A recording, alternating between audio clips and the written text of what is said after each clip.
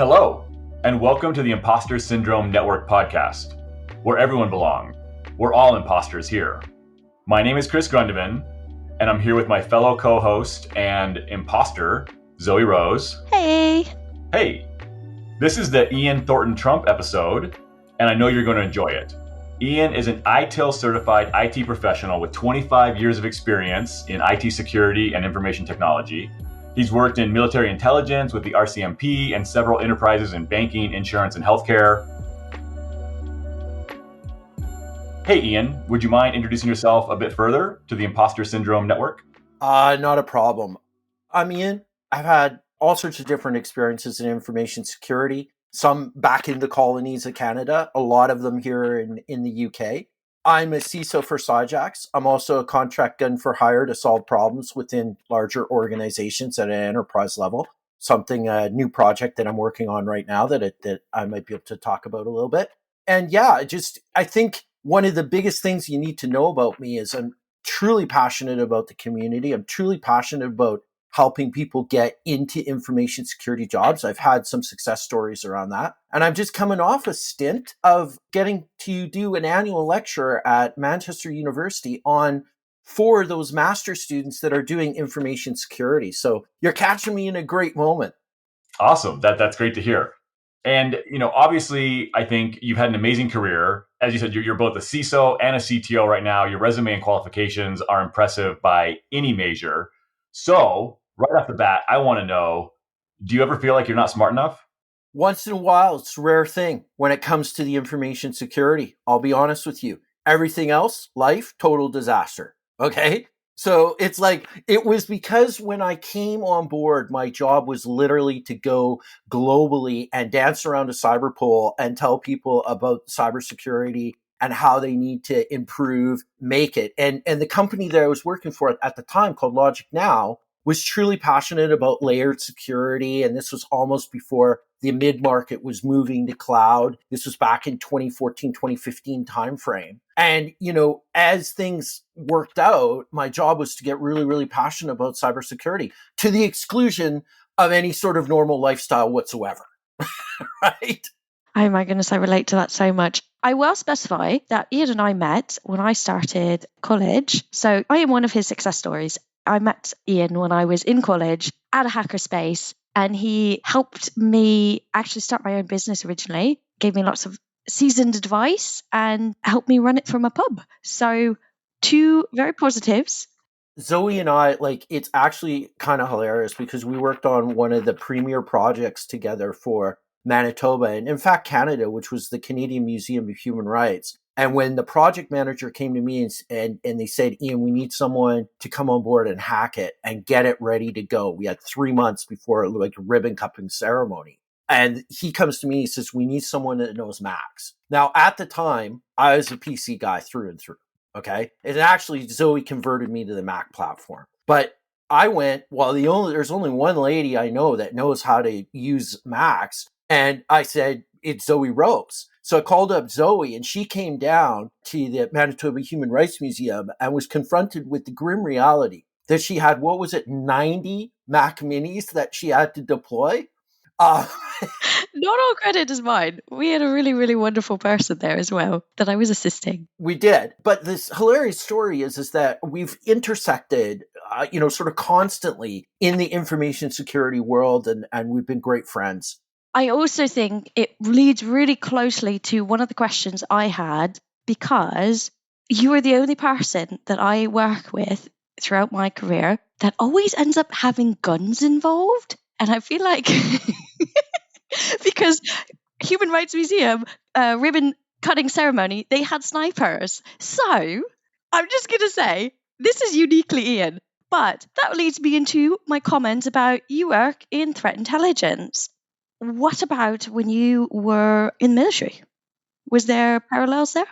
Well, the military is a really interesting place to come from because especially at the end of my military career, I spent a long time as a military policeman and that wasn't too spectacular or fun. We can kind of gloss over that stuff. But my last gig was as a public affairs officer for what's called a brigade group. And that was where I got sent on a course and they essentially beat me into being able to present and talk and do stories and sort of, let's talk about the trucks that aren't on fire, right? And just sort of like really that public face of the military. In fact, it is a really funny story because one time I was getting ready to deploy on an exercise and the brigade commander turns to me and says, like, why are you in your combat? So you need to be in your dress uniform in case there's a problem and you have to talk to the public. So I'm getting all ready to go out to the field with the boys and, camp in the woods with guns, camping with guns. And he's like, no, you get to stay at the hotel.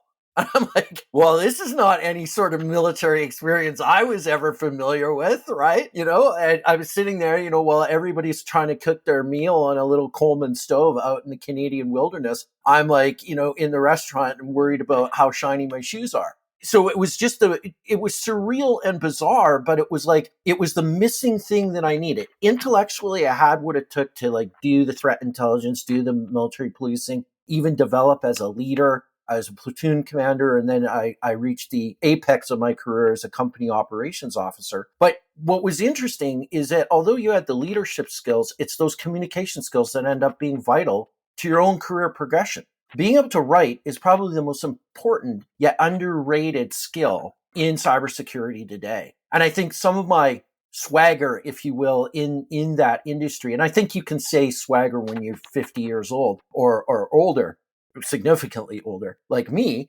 you get into this point where the one thing you know is how to take and apply your brain and do analysis. And I wrote an article, actually I started writing an article a while back called The Death of Analysis, and it just got too dark and too scary. It was the point where you're going to go to Joe Petrie at Tripwire and say you can publish this. You just know because people are going to, gouge their eyes out and grieve. But it was that essentially what's happened in politics and InfoSec with some of the dramas that are unfolding with, the Elon Musk experience is we've become intellectually lazy when it comes to a lot of things. We just want the answer. And the problem is that our neuroreceptors are so tuned to the easy street that we end up getting addicted to conspiracies like Trump was appointed by God to find and reveal a Democratic deep state child pedophilia ring running from a pizza parlor. And all of a sudden, a whole bunch of people believe that as a truth. And it's amazing to me that it's easier to read something on Facebook that starts with, all the scientists have missed this. And all of a sudden you're getting that sent to you by multiple people. So my thing was always like, and what I think maybe what I was successful is analyze the problem, right? Or as I like to say in simple terms, find the stupid and then fix the stupid, right? Figure out what the easiest, most inexpensive, what can we do about the problem? So it's been a hell of a journey, and I'm not going to sit here and say I haven't made mistakes. I made some phenomenally large mistakes, in life and in career and whatnot. I spent a great deal of my time making other people really rich when the company I was working for was bought for $500 million by SolarWinds.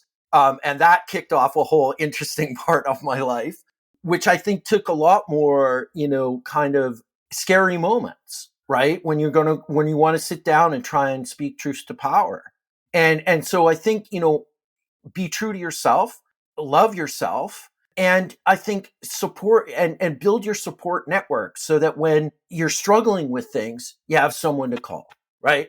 Zoe's one of my go-to people. When I'm feeling not great, I'll give her a call and we'll talk it through. When she's feeling not great or underappreciated or something like that, she'll give me a call. We'll talk it through. And between the two of us and that network, which extends into the beer farmers, which extends into my Twitter family and even, people that I'm really close with, I summarize it by saying it takes a cyber village to raise a cyber idiot.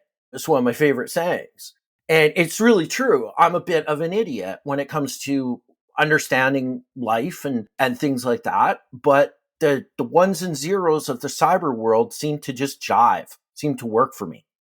So you've covered a lot of interesting ground already here. One thing I kind of want to zero back in on a little bit, kind of with the idea of these conspiracy theories that have gotten out of hand. Sometimes there really are conspiracies. And then also maybe like support networks and how to behave. What I mean is this whole Joe Sullivan stuff. He was a CISO at Uber. Can you run us down maybe, not everybody's familiar with the story, maybe what happened there? And from your perspective, right, what's the mistake that's made that ends up landing a CISO in jail? Like how bad, what do you have to do to be that bad at your job? Yeah, and this is such the paradigm and such a weird situation. Like, first of all, I'll say what happened to Joe is an outlier. Okay, it is a total outlier from where the standard kind of criminal standard of justice would be applied to your actions within a work environment. So to give everyone sort of the quick and dirty of this, Joe Sullivan was the CISO of Uber. He got fired for allegedly, treating a major breach of 56 million victims as a bug bounty opportunity. Okay. And Uber was found guilty of doing this, and they had to pay something like $156 million as sort of like a fine to the regulator. But then the very same office that Joe Sullivan was a prosecutor for decided that it was time to charge him criminally. Okay.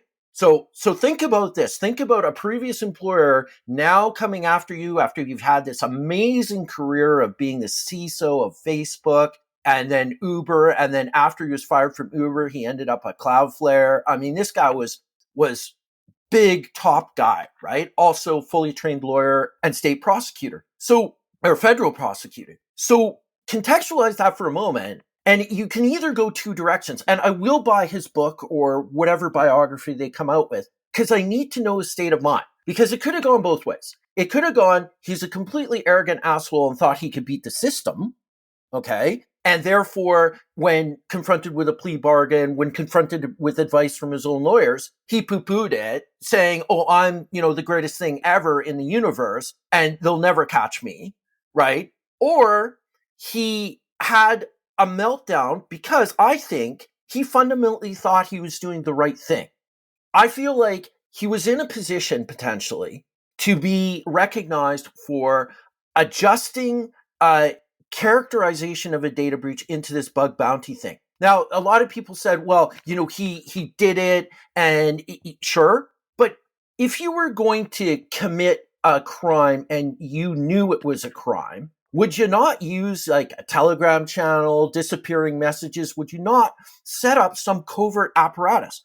No. What he did was he used the corporate infrastructure, the corporate email system. All of the documents were prepared on Uber letterhead. So no attempt to really disguise what he was doing by any covert means whatsoever. So your former office is coming after you. You are using corporate resources allegedly to do this, misprison by felony and obstruction of justice criminal standards, and yet you can't raise reasonable doubt about your activities, which would get basically the charges kicked. Now, on the other side of it, the prosecutor really wanted to make sure that this guy paid the price for allegedly, again, lying to, or not allegedly anymore, convicted of lying to a regulator about this data breach.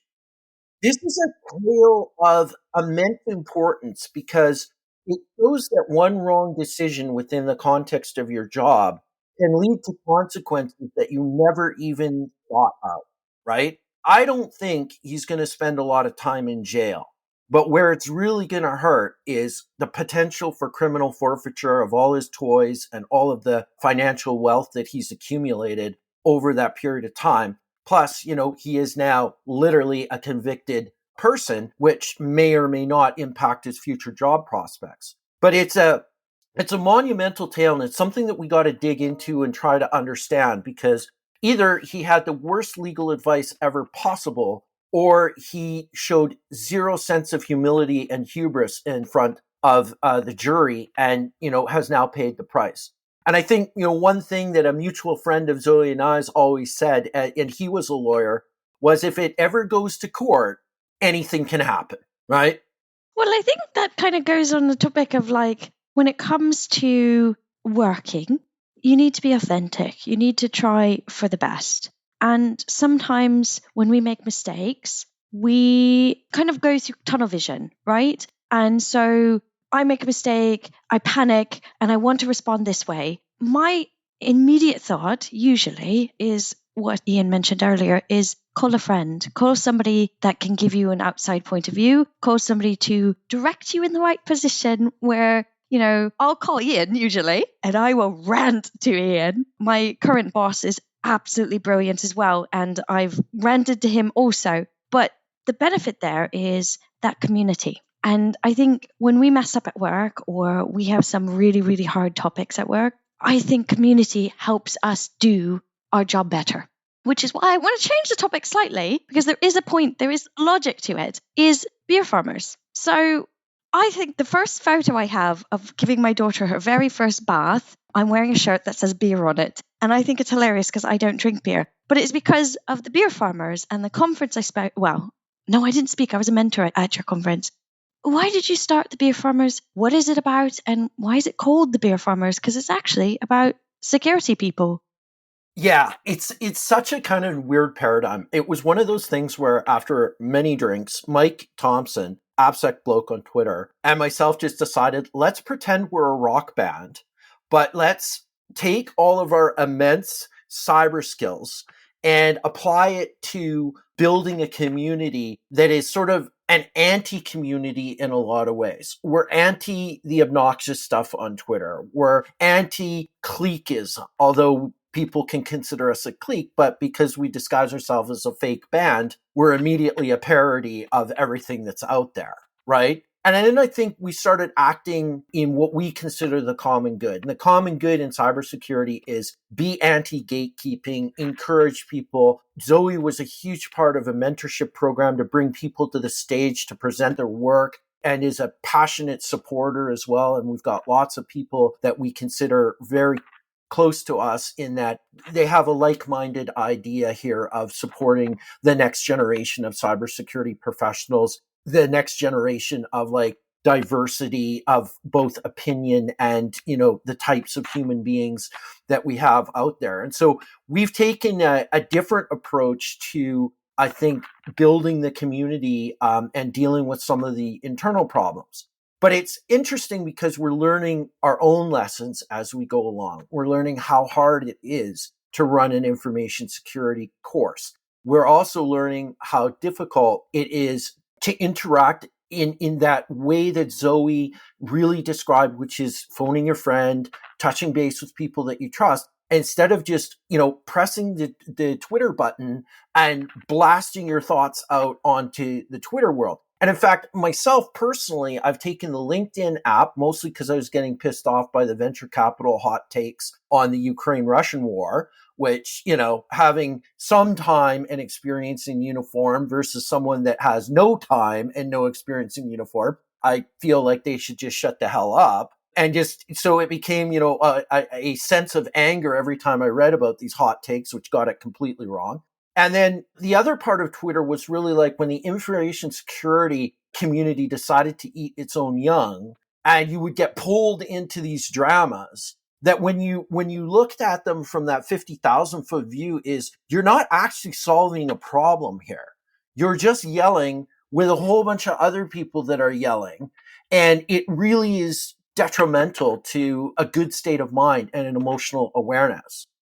So speaking of gatekeeping, and not to change subjects drastically again, I think this is going to be a bit of an ADHD version of the podcast here. We're jumping around a little bit, but hey, we all work in tech. That's how it works.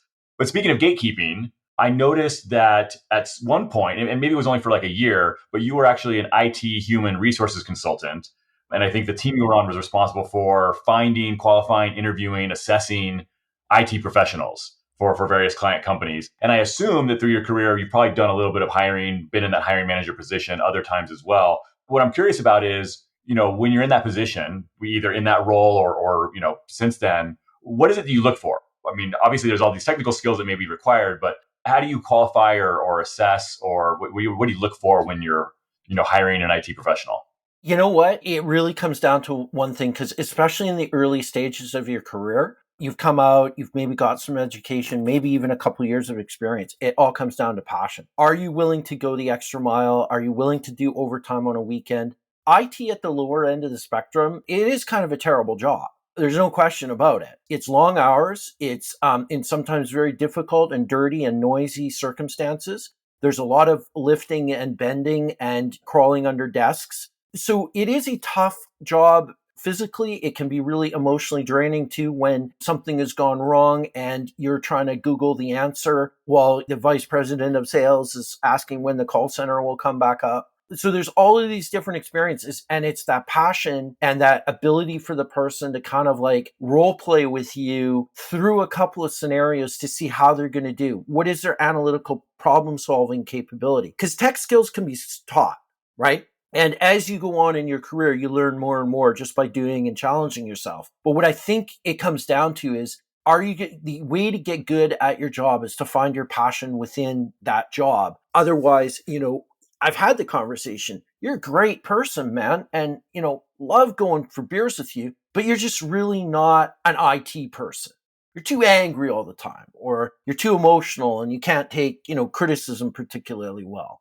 And at that point, the person's got to make some choices. They either potentially get help for whatever problems or ailments they're suffering from, or you support them, you give them, a longer rope to sort of like help them along and get them up that ski slope and then let them fly. And if that means they leave their organization under the best terms possible, that's great.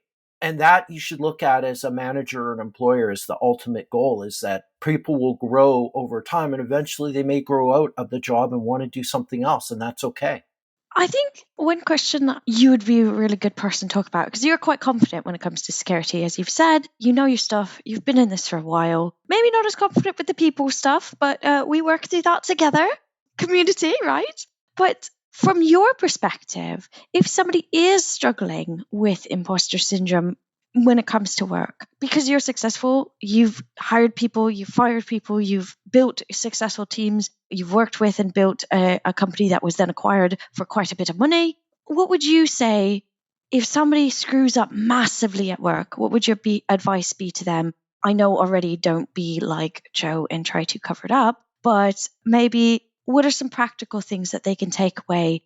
It could be they've made a massive mistake. It could be they're really, really struggling in a role. Maybe they've made a really, really embarrassing mistake. What are your thoughts on that? Don't lie. Don't publicly humiliate, and allow the person to walk through their experience without interrupting them, right? One of the most powerful sort of interrogation techniques is out there is where I give you a piece of paper and a pen and say, write down what happened, right? From your perspective in a narrative, right? What happened? I was distracted. When we went to move the server during an incident response where the basement of where the office was half filled with water. When we moved the server, the hard drives fell out of the cage because they weren't properly secured and I went into the water. It's like, okay, all right. So we learned some valuable lessons here.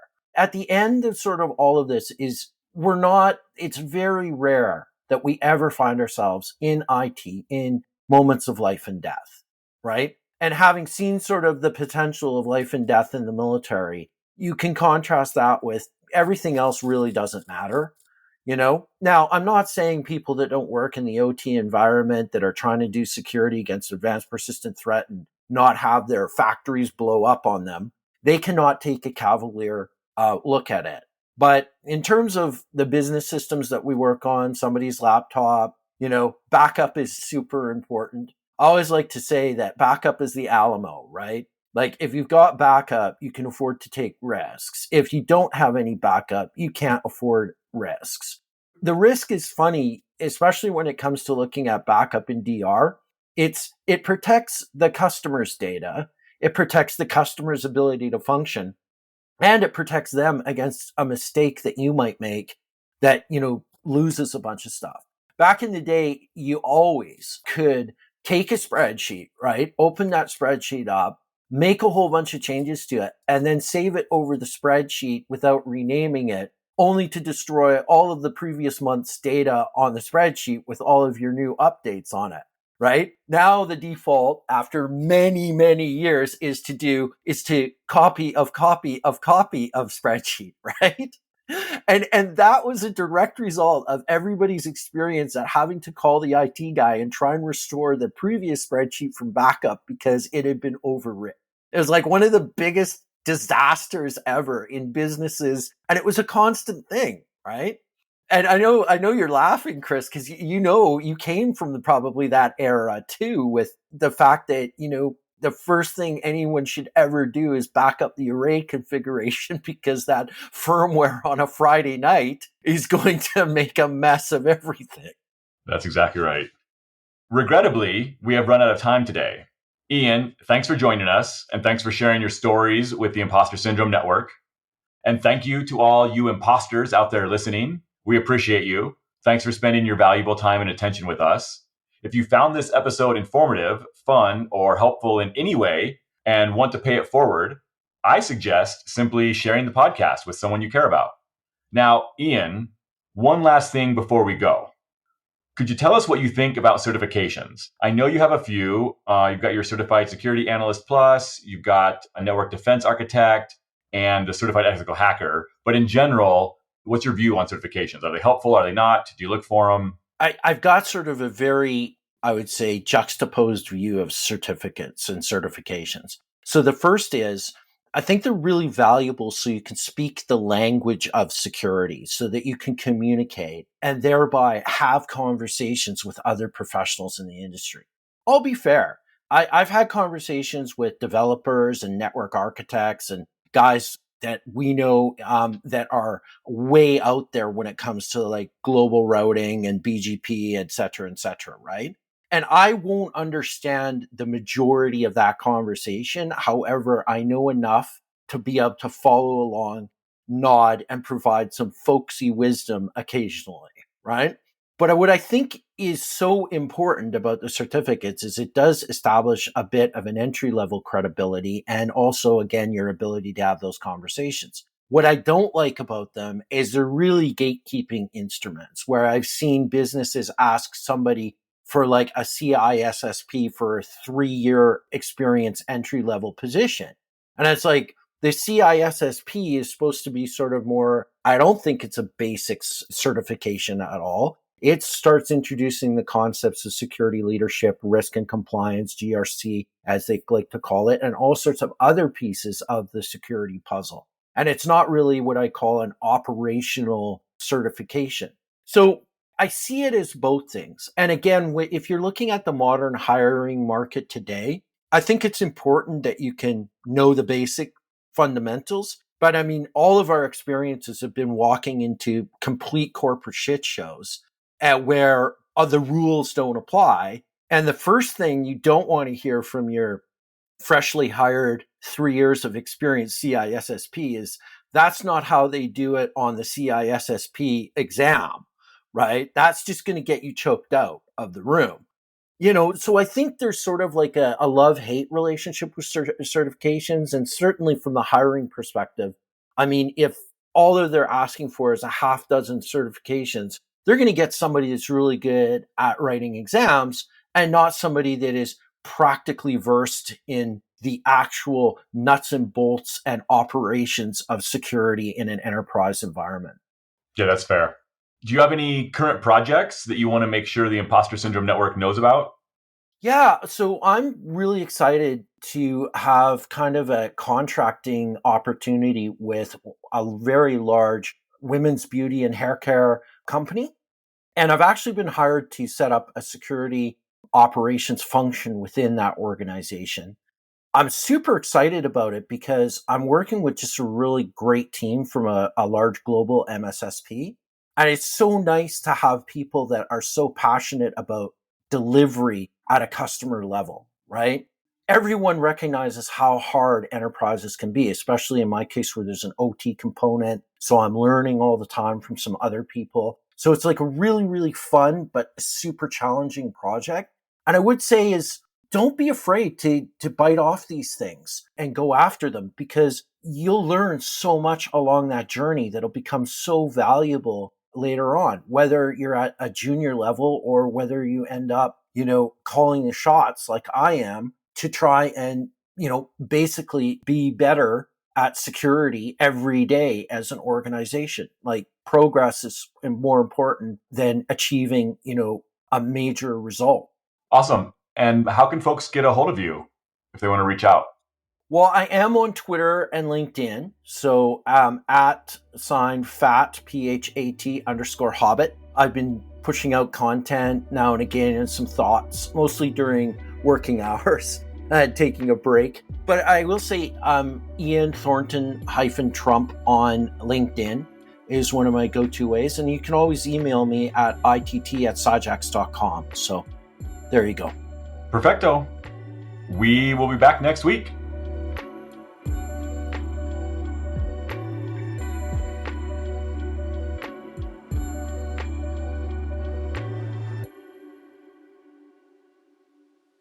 Okay, now we've lost Chris. I can see both of you offline. I'm assuming you both can hear me. Can you hear me though? I can hear both of you. Okay. All right. We're just going to keep going. Fuck it. We can see his bumps, but he's not with us. I can hear Chris. Can you? Oh, okay. Yes. Are you saying I'm the problem? You're always the problem here.